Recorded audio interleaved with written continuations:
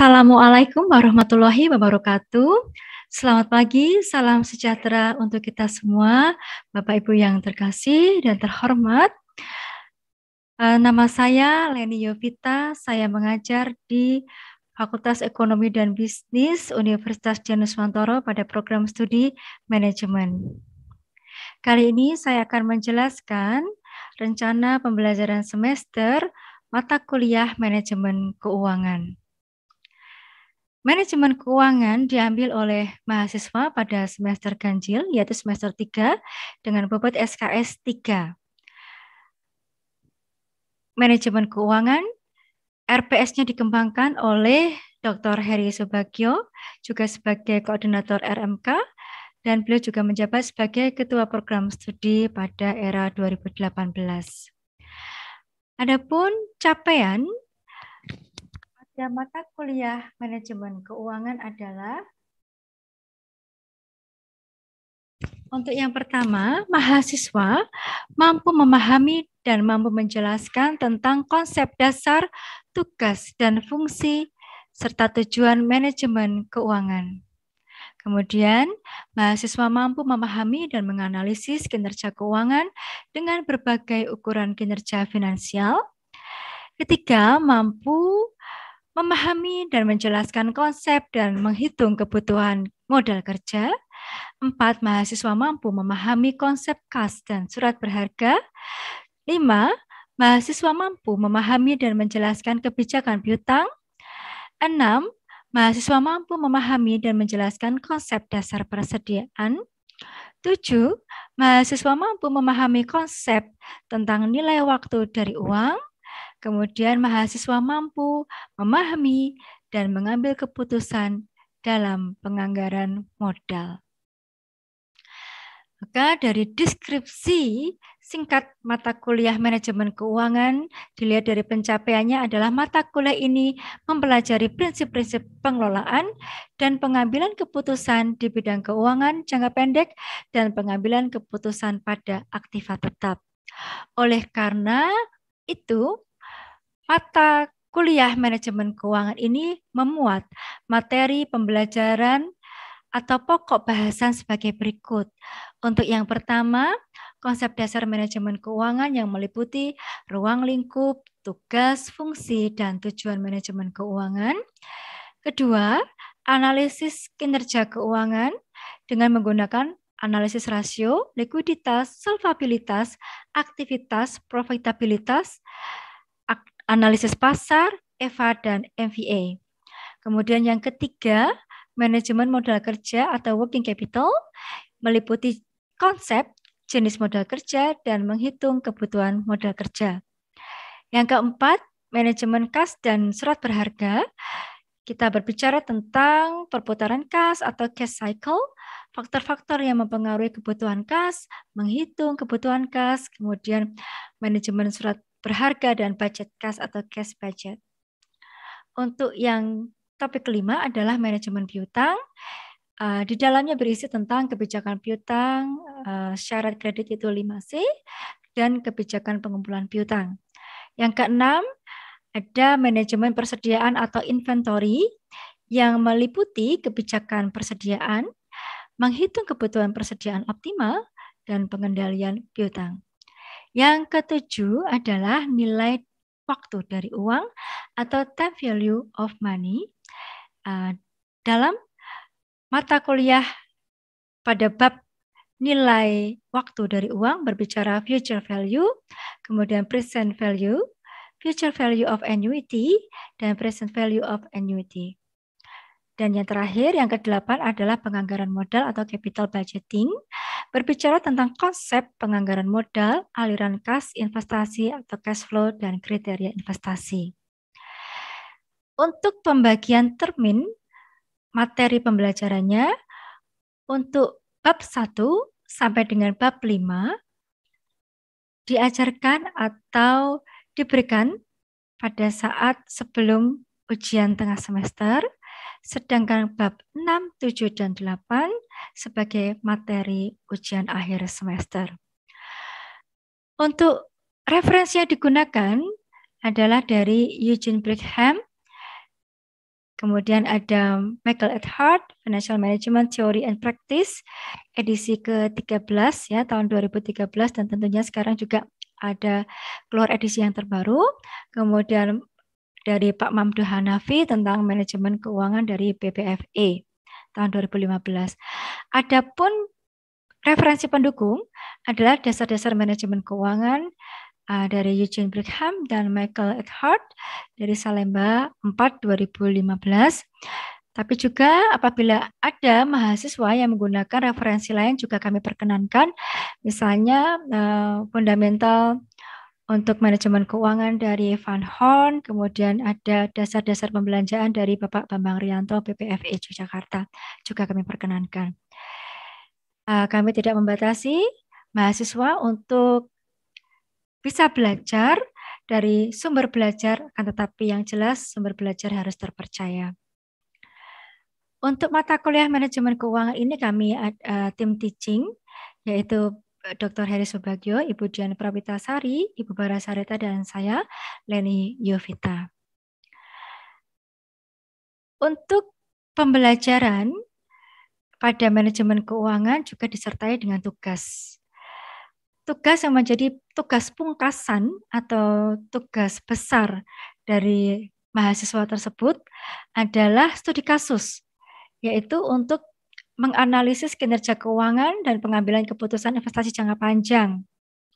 Subcapaian pembelajaran mata kuliahnya adalah mahasiswa mampu menganalisis kinerja keuangan dan menginterpretasikan hasil analisis kinerja keuangan tersebut sebagai sumber informasi pengambilan keputusan. Kemudian yang kedua, mahasiswa mampu menghitung aliran kas investasi untuk pengambilan keputusan investasi jangka panjang. Yang ketiga, mahasiswa mampu mengambil keputusan investasi jangka panjang dan menggunakan kriteria investasi. Untuk deskripsi tugas akhir ini adalah mencari laporan keuangan perusahaan 3 tahun berturut-turut dan dibuat analisis kinerja keuangan, kemudian mengerjakan kasus keputusan investasi jangka panjang dengan menggunakan kriteria investasi antara lain payback period, kemudian ada NPV, IRR, dan MIRR. Untuk metode pengerjaan tugas, mahasiswa bisa mempelajari laporan keuangan, kemudian membuat analisis rasio likuiditas, solvabilitas, aktivitas, profitabilitas, dan dibuat kesimpulan hasil tersebut. Kemudian mempelajari kasus, kemudian menghitung aliran kas, dan menggunakan kriteria investasi untuk pengambilan keputusan investasi. Nah, untuk objek garapan adalah analisis hasilnya, ya, berupa laporan.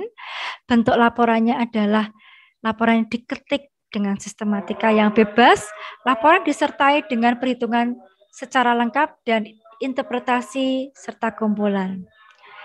Untuk penilaiannya, indikatornya adalah mampu menghitung dengan benar, kedua, mampu menginterpretasi laporan keuangan, dan mampu menghitung dan mengambil keputusan. Maka bobot penilaiannya adalah tugas 30%, ujian tengah semester 35%, dan ujian akhir semester 35%. Baik Bapak Ibu, sekian penjelasan saya tentang rencana pembelajaran semester untuk mata kuliah manajemen keuangan. Akhir kata, wassalamualaikum warahmatullahi wabarakatuh. Salam sehat, semangat selalu. Terima kasih.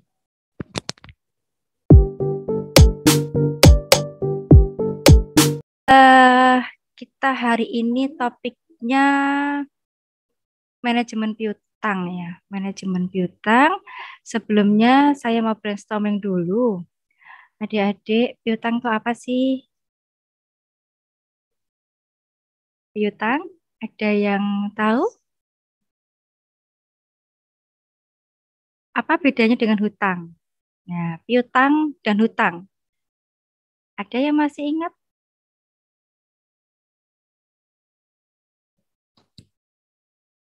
Nah, ini gimana? Piutang adalah jenis transaksi akuntansi yang mengurusi penagihan konsumen yang berhutang pada seseorang, suatu suatu perusahaan atau suatu organisasi untuk barang dan layanan yang telah diberikan pada konsumen tersebut.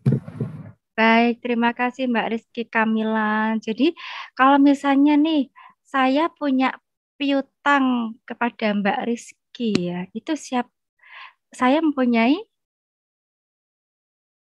aset ya di tempatnya Mbak Rizky. Atau misalnya Mbak Rizky punya piutang di saya, berarti saya yang justru berutang kepada Anda, tapi Anda punya aset di tempat saya yaitu berupa piutang. Begitu. Terima kasih Mbak Rizky ya, jawabannya bagus sekali. Ada lagi yang mau mengemukakan pendapatnya, apa itu piutang? Saya, Bu. Boleh Mbak Denaya, silakan.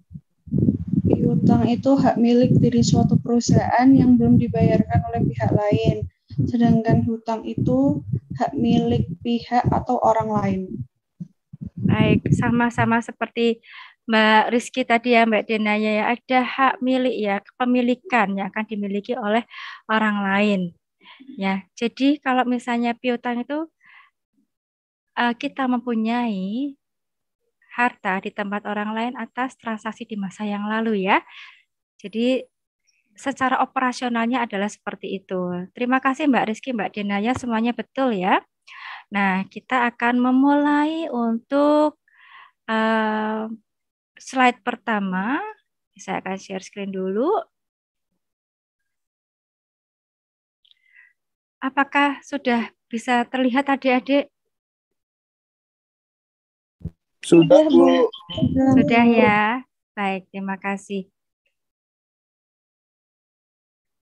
Ya, kalau tadi Ibu brainstorming awal terkait dengan apa sih itu yang namanya piutang, ya.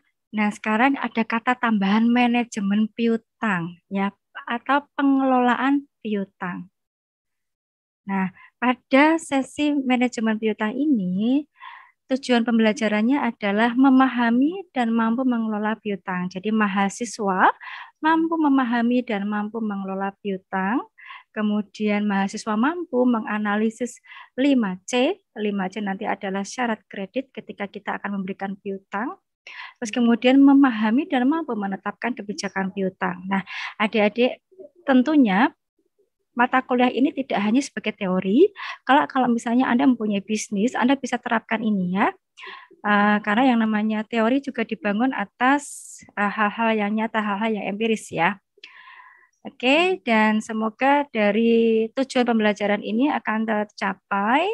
Kita akan berinteraksi selama 30 menit ke depan ya. Baik, piutang. Mengapa kok penting sekali dikelola? Ya, karena untuk mengelola dan mengorganisir piutang perusahaan agar semua piutang dapat ditagih dan diterima atau dikonversi sebagai kas yang akan menghasilkan laba perusahaan.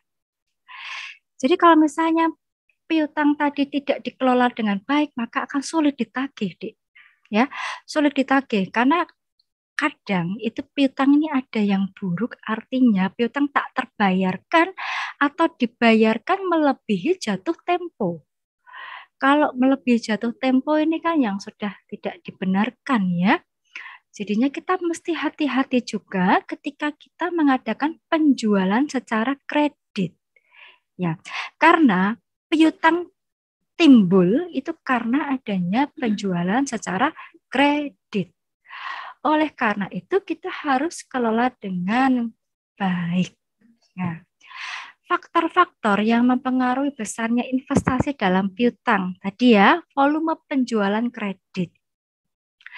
Kalau ada penjualan kredit akan timbul piutang. Oleh karena itu kita harus mengatur berapa besar penjualan kredit yang ada di perusahaan kita.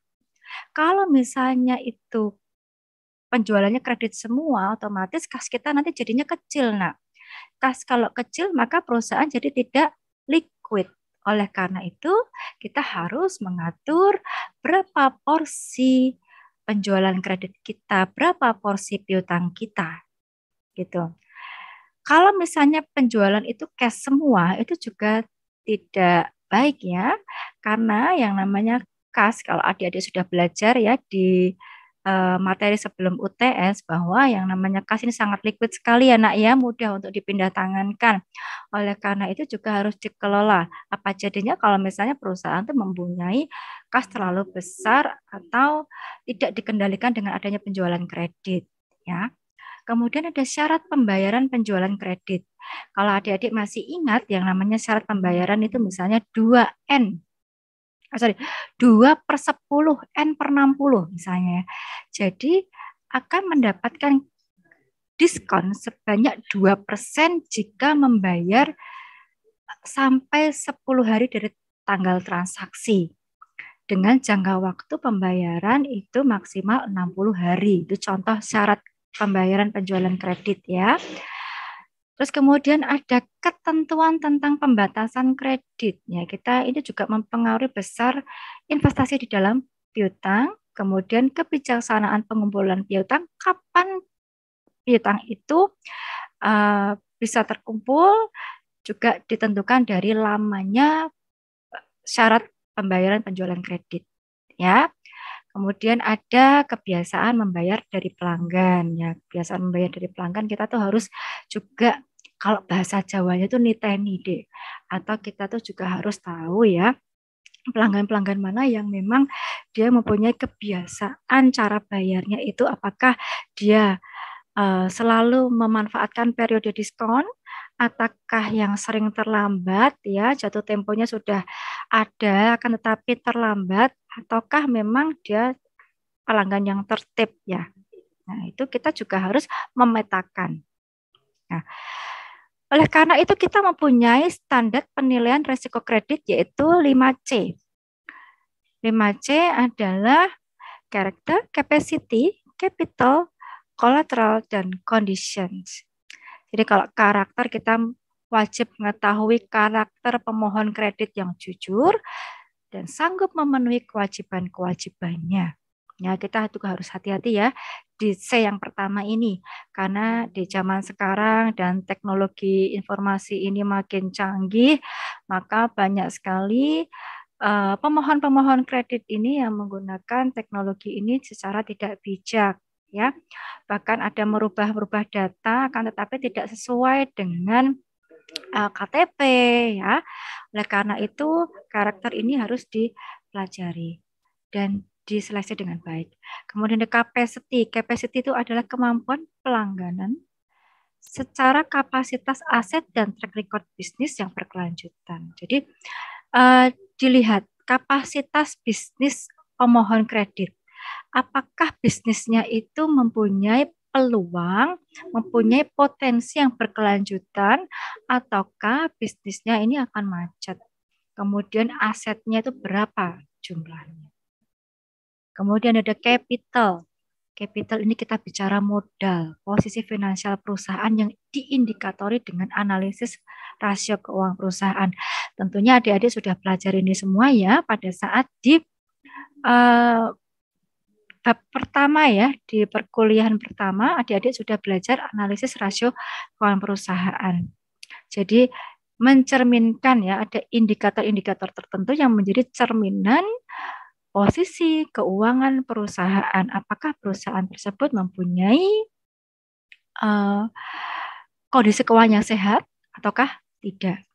Kemudian ada kolateral, yaitu indikatornya aset atau aktiva pelanggan yang dijaminkan untuk keamanan kredit. Nah, ini apakah ada aktiva-aktiva itu aset atau harta yang dijaminkan untuk keamanan kredit, dan tentunya ini harus melebihi nilai kreditnya ya untuk asetnya. Kemudian ada conditions, adalah kondisi perekonomian yang memungkinkan pelanggan memiliki kemampuan melunasi kewajibannya. Jadi seperti saat ini nih Dek, ya ini kan sebetulnya nih angka kasus COVID sudah mulai turun ya, sudah mulai landai sekali di Indonesia. Akan tetapi kita juga harus waspada, dan beberapa bisnis itu sudah mulai pulih ya, sudah mulai pulih, kemudian demand and supply-nya ini sudah mulai dinamis kembali, perekonomian sudah lebih membaik, tentunya kondisi dari pemohon kredit ini diharapkan juga semakin membaik ya. Oleh karena ini kondisinya ini adalah kondisi perekonomian secara global. Begitu yang memungkinkan atau mengimplikasi dari pemohon kredit itu sendiri. Nah, tingkat perputaran piutang ini tergantung pada syarat pembayarannya. Makin lunak atau makin lama syarat pembayaran piutang, maka tingkat perputarannya semakin rendah, Dek. Jadi, piutang yang dibayarkan atau yang diterima pembayarannya itu, kalau misalnya jatuh temponya itu makin lama, ya nanti nggak segera jadi kas, ya kan? Kita sudah pernah ini belajar tentang bagaimana dari kas ya menjadi kas kembali ya pada saat manajemen kas. Kalau misalnya ada penjualan kredit berarti kas ya, kemudian ada penjualan secara kredit, kemudian menjadi piutang dan kemudian kalau piutang sudah dibayar baru menjadi kas kembali. Nah, untuk menjadi kas kembali ya ini kalau misalnya makin lama ya makin tingkat perputarannya makin rendah ya. Kemudian dari karakter dan kapasitas pihak yang ditagih. Apakah memang karakternya ini mempunyai niat yang baik, terus kemudian jujur ya. Kemudian kita bicara kapasitas adalah aset yang dimiliki, yang kemudian ada bisnis yang berkelanjutan. Ini menjadi kapasitas pihak yang ditagih. Maka diperlukan metode untuk memonitor perputaran piutang.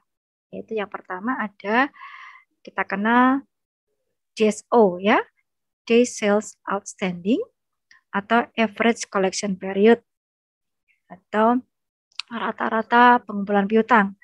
Mengukur rata-rata waktu yang dibutuhkan perusahaan untuk menerima uang tunai dari penjualan kredit, yaitu rumusnya diformulakan penjualan dibagi penjualan tahunan dibagi 360. Jadi konversinya ya dalam 1 tahun ini ada 360 hari. Ini ada kesepakatannya. Kadang-kadang yang menggunakan 365, tapi untuk piutang kita gunakan 360 hari. Dua, ada aging schedules, ini berdasarkan usia atau umur piutang, menjadwalkan atau membagi piutang perusahaan berdasarkan usianya. Nah, kadang-kadang tuh ada yang tadi ya yang boleh ini jelaskan sebelumnya, bahwa yang namanya tingkat perputaran piutang itu tergantung juga lama syarat piutang ya, syarat kredit tadi. Contoh ini adalah ini ada perusahaan A dan B. Ini contoh perusahaan yang mempunyai hutang ke kita atau kita mempunyai piutang ke perusahaan A dan B ini. Aging schedule ini ya berdasarkan usia piutang ada 2 perusahaan yang menjual secara kredit syaratnya 2/10 N30. Berarti kalau misalnya memanfaatkan diskon 2%, ini harus dibayarkan maksimal 10 hari dari tanggal penjualan ya. Dan maksimal dari tanggal pembayarannya adalah 30 hari. Ya, maksimal pengumpulan piutangnya itu adalah 30 hari. Akan tetapi kalau bayarnya itu di hari ke-11 sampai tanggal 30 sampai hari ke-30 berarti tidak mendapatkan diskon 2%. Nah, kita lihat ya di tabel berikut ini. Usia ya 0 sampai 10 hari nilai piutang A ini adalah 1.400, prosentasenya 70%. Berarti kalau misalnya dia bayarnya 0 sampai 10 hari, berarti perusahaan A ini yang nasabahnya memanfaatkan kredit adalah 70%. Sedangkan kalau B ini pelanggannya yang memanfaatkan kredit hanya 40%. Nah, nilainya 800. Ya kan? Syaratnya kan kalau misalnya sampai bayar 10 hari dapat diskon 2%. Ya. Yang memanfaatkan diskon hanya 40% kalau perusahaan yang B. Kalau yang 11 sampai 30 hari berarti masih dalam tanggal jatuh tempo, akan tetapi tidak mendapatkan diskon. Itu 30% di perusahaan A dan yang B pelanggannya 25% yang memanfaatkan. Kemudian yang 31 sampai 45 di perusahaan A nggak ada. Berarti jatuh temponya sudah kelewat ya. itu di perusahaan A nggak ada, yang B ada nih 15% yang lewat-lewat bayarnya. Kemudian yang 46 sampai 60 hari yang perusahaan A nggak ada, perusahaan B ada 10%, yang lebih dari 60 perusahaan B ini adalah 10%. Jadinya perusahaan A ini memiliki manajemen piutang ini lebih baik daripada B karena 70% pelanggan memanfaatkan diskon, sedangkan 30%-nya pelanggan membayar tepat waktu. Sedangkan B ini hanya 40% saja yang memanfaatkan diskon, dan yang 11-30 hari hanya 25%, yang lainnya nih udah lewat-lewat jatuh tempo.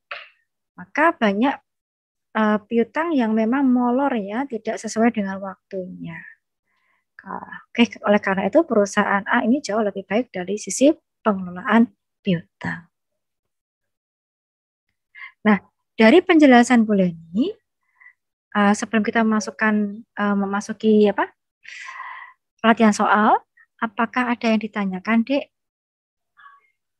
Apakah sudah bisa dipahami yang tadi, Nak?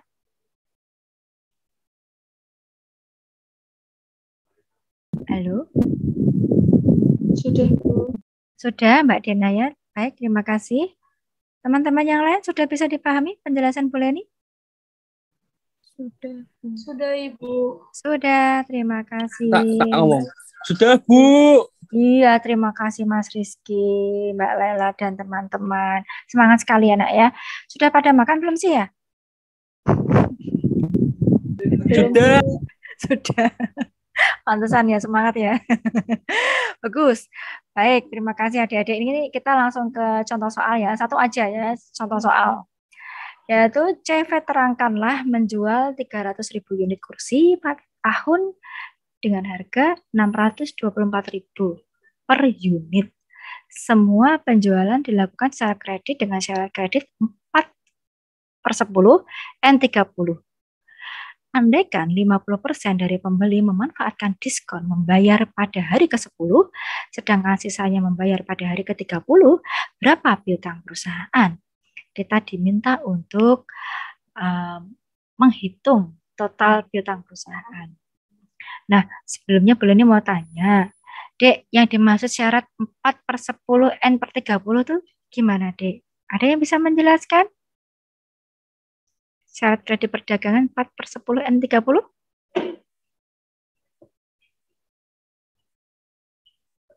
Ya? Ada yang mau mencoba? 1, 2? 4/10 artinya apa, Dek? Diskon 4%, Bu. Bukan. Ya, terima kasih Mbak Denaya. Nasabah atau pelanggan dapat diskon 4% apabila apa, Dek? Apabila? Dan jangka waktu 10 hari. Baik, terima kasih. Apabila dia membayar jangka waktu 10 hari dari tanggal transaksi, terus kemudian N30?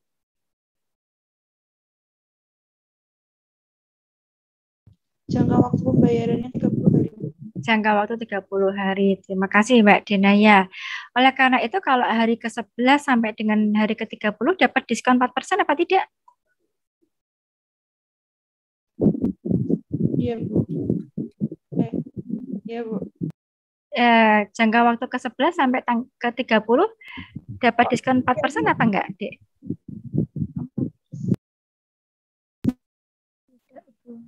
Ya, gimana? Boleh yang lain menjawab? Misalnya Mbak Denaya, ada teman-temannya yang lain menjawab, boleh. Mbak Denaya lagi juga boleh. Tidak dapat diskon, Bu. Tidak dapat diskon, betul Mbak Dita dan Mbak Isti ya. Kalau hari ke-11 dan hari ke-30 tidak mendapatkan diskon.